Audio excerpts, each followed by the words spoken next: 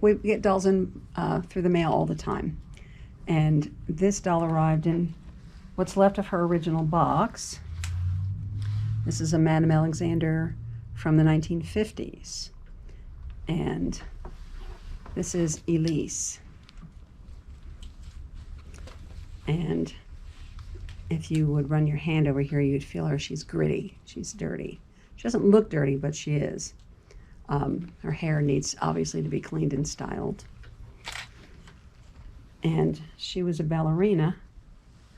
We have her ballerina tutu in reasonably nice shape, and her tights, and her headpiece.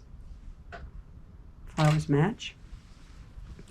And her ballet shoes. The interesting thing about these ballet shoes is they were actually made by Capezio, who made regular ballet shoes for all the ballet companies. And they did make these shoes for the ballerina dolls that were done in the 1950s.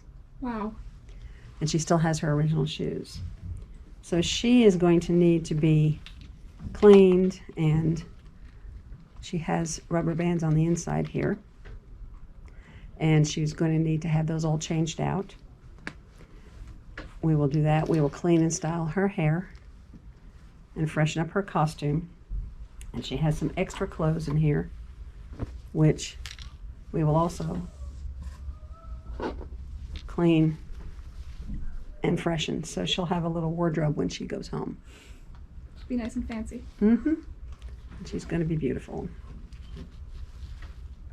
And I'm going to step away for a second and show you.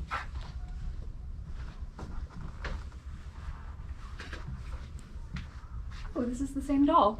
This is, or a similar doll. This is another Madame Alexander Elise ballerina who has had some of her work done.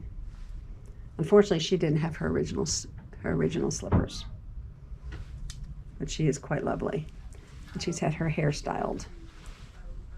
So hopefully, when we're done, she'll look closer to this one.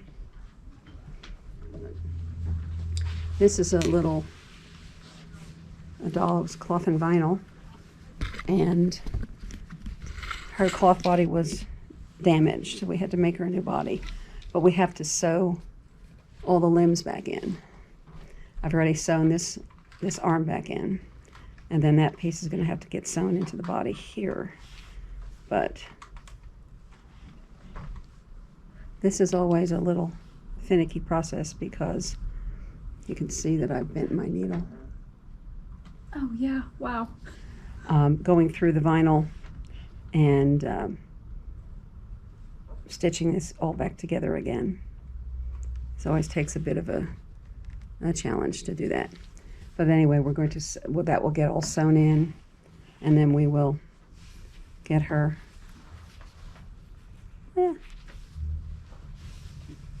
all back together, and then she'll be restuffed and sent back home to her mommy. And with the repairs that you do, do you often try to use the original parts? And almost all the time. Yeah. This cloth body, and it happens a lot with cloth and vinyl babies. The doll gets played with so hard that the cloth right here will tear. Mm-hmm. And if it's going to be a keepsake, we can mend that and put the doll back together, and it sits on the shelf. But often these are going back to children, the next generation. So if that's the case, we have to make a new cloth body because that mend is not going to hold for another generation of playing with dolls. And that was the case with this. This original body was just shot. So we have to take that original body, unstitch all the limbs. So all this was stitched. We had to take all the stitching out, take all the limbs away from the body, take that body, take it apart for a pattern, use that to make a new cloth body. And now I have all the bits and pieces that I have to now stitch the old limbs back into the new body. And then, of course, the only thing we don't reuse is the stuffing. We change out the stuffing all the time. Depending on what kind of doll it is, they used interesting things for stuffing. We generally take all that out, and that goes away. and then we restuff them with new non-allergenic polyfill. So it's good and fresh for the child.